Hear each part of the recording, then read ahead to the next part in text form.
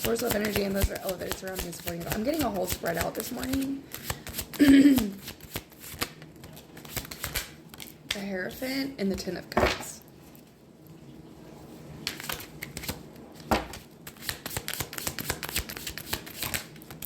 The Two of Cups in reverse. The Sun.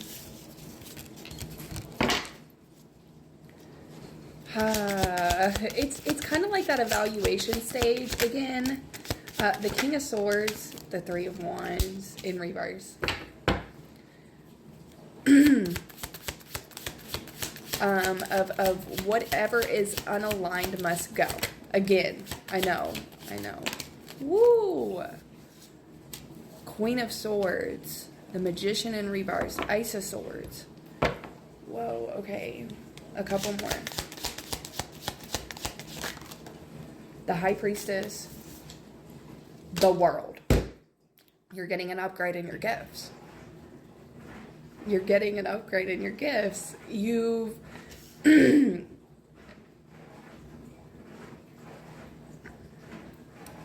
gone through the lessons of growth, and I feel like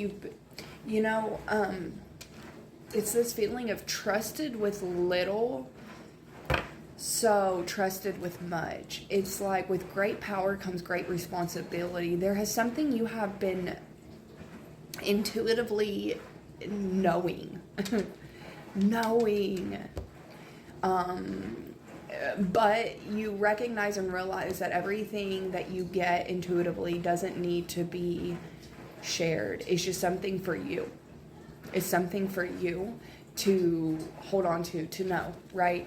To help you, right? And because you were trusted with that, you are able to see it, know it, and hold it, right? The High Priestess in the World. There's something here where you see a cycle that you were stuck in. I want to remind you that just because you see cycles, you see like reasons why you came here to Earth to break these cycles, to break these chains, to set your family lineage free, you doing the work where they could not. And they're the ones pointing it out to you, and you're like, do not repeat that cycle. Create your boundaries there. Don't do that. No, don't exchange energy with that. Heal, apply a lesson, respond with the healed response, and move forward, right? There's something like this that you've seen that potentially other people can't see that. And because either you set a boundary here is what it feels like. You set your own form of like a boundary here.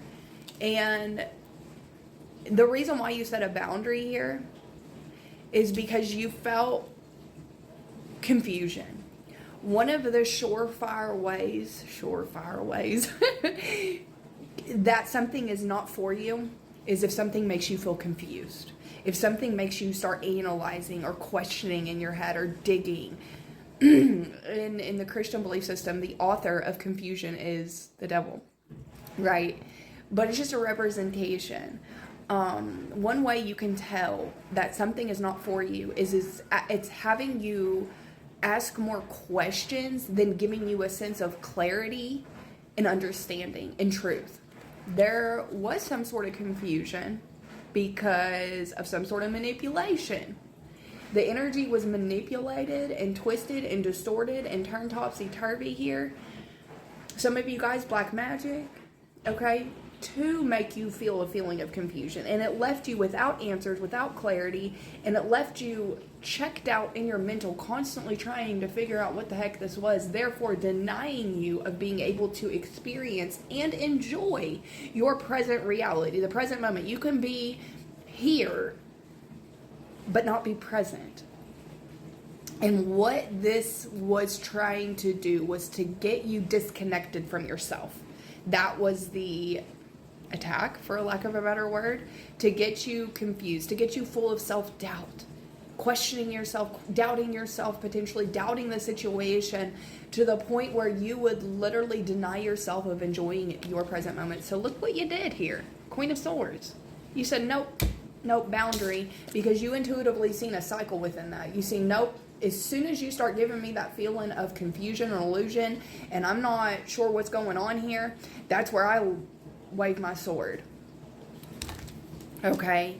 You need to know that your wisdom and discernment from going through things like this, through going through repeating cycles like this, okay? 10, right? Cycle complete, right? Fulfillment, emotional fulfillment. Like, it feels like you have certain beliefs set up because you've experienced this. You've experienced a lot of unfulfillment, that if it's not bringing you into a ultimate fulfillment, and it's not adding to your human experience here, it's taking away.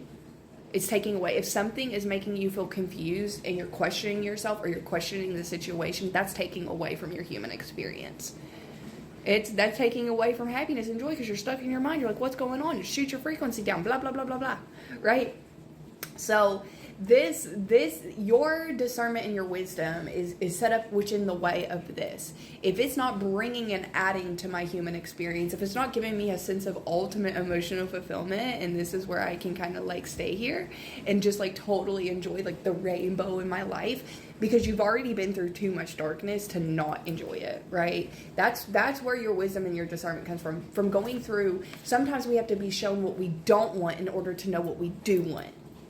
Right? So you figured that out, okay?